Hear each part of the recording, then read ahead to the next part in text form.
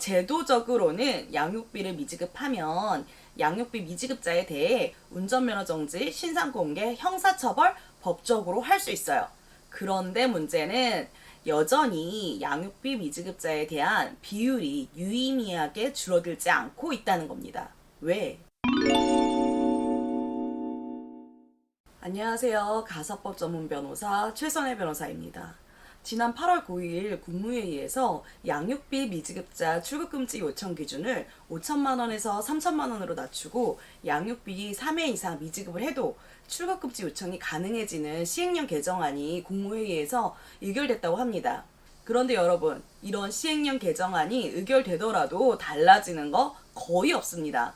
미지급 양육비가 3천만 원은 넘는데 5천만 원이 안 돼서 출국금지 되는 경우가 몇 건이나 있겠어요. 그리고 양육비 미지급자가 해외에 나가야 되는 경우는 또 얼마나 있겠어요. 양육비 미지급자에 대한 각종 소송 절차를 제가 100건 넘게 해봤거든요. 그런데 제 입장에서 이렇게 양육비 미지급자에 대한 제재 조치를 강화하는 건 좀 더 격하게 얘기하면 거의 무의미해요. 미지급 양육비 이행 절차가 왜 제대로 시행되지 않는지 근본적인 문제를 아직 정부가 파악을 하지 못하고 있어요. 그거부터 손봐야 되는데 이걸 놓치고 있는 거예요. 지난해 양육비 이행법 개정안이 시행된 거 아세요? 그래서 제도적으로는 양육비를 미지급하면 양육비 미지급자에 대해 운전면허 정지, 신상공개, 형사처벌 법적으로 할 수 있어요. 그런데 문제는 여전히 양육비 미지급자에 대한 비율이 유의미하게 줄어들지 않고 있다는 겁니다. 왜? 운전면허 정지 당하고 신상공개하고 형사처벌 하는데 왜 안 되냐?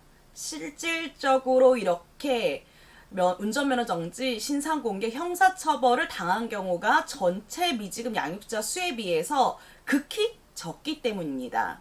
왜 이렇게 양육비를 받기 힘든지 양육비 이행 절차를 좀 진행해본 가사법 전문 변호사 입장에서 어떤 부분이 가장 큰 문제인지 제도적으로 어떤 부분을 개선해야 되는지 알려드릴게요.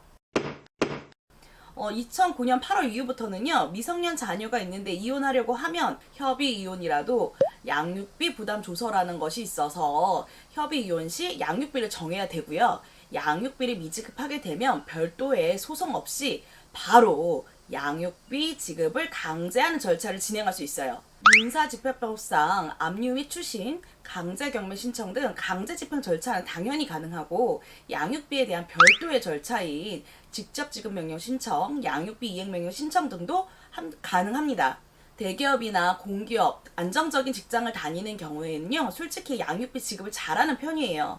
왜냐? 바로 급여를 압류하거나 직접 지급 명령 신청을 통해서 양육비를 강제로 받는 것이 쉽거든요. 문제가 되는 사례는요, 양육비 지급자의 그 명의의 재산이 많이 없거나 파악하기 힘든 경우에요. 이때 가장 많이 하는 절차가 양육비 이행명령 신청이라는 건데요.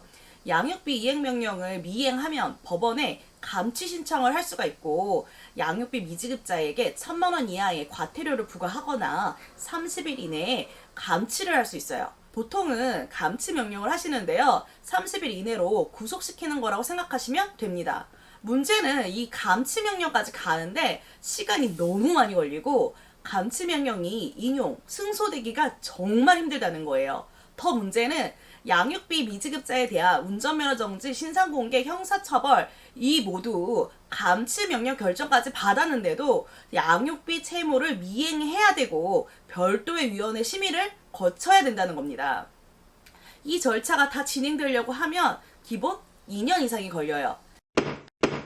감치명령이 기각되는 가장 큰 이유는 미지급 양육자가 법원에서 온 서류를 고의적으로 안 받거나 위장 전입을 한 상태라는 거예요.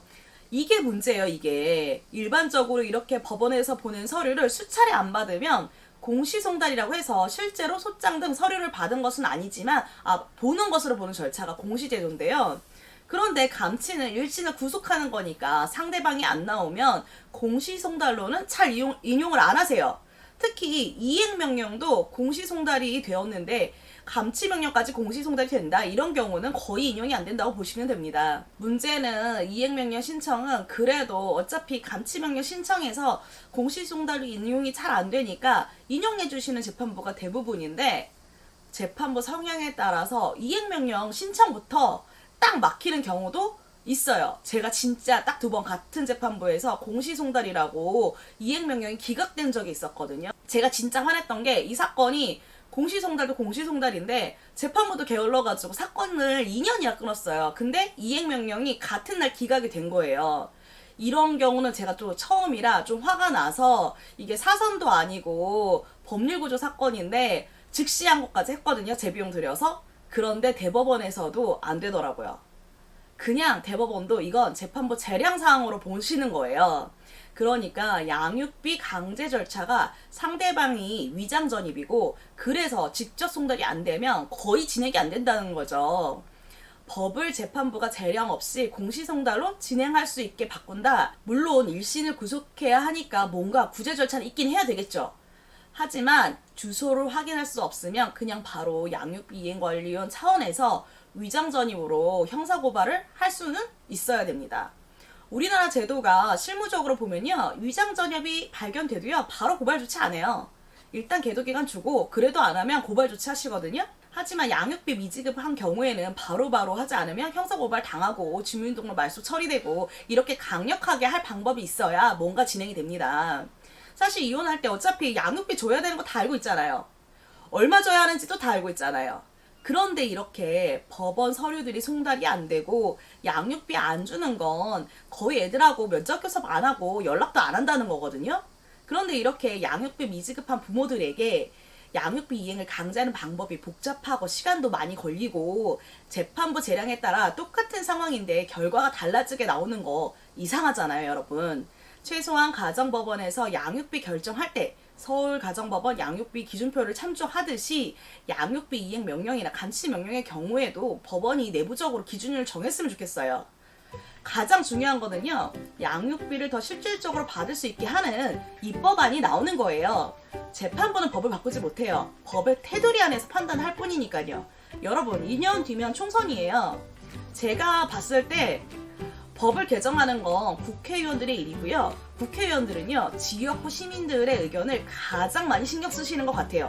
전국 단위의 그 시민단체 위주의 그 법 개정을 요구하는 거 물론 중요합니다.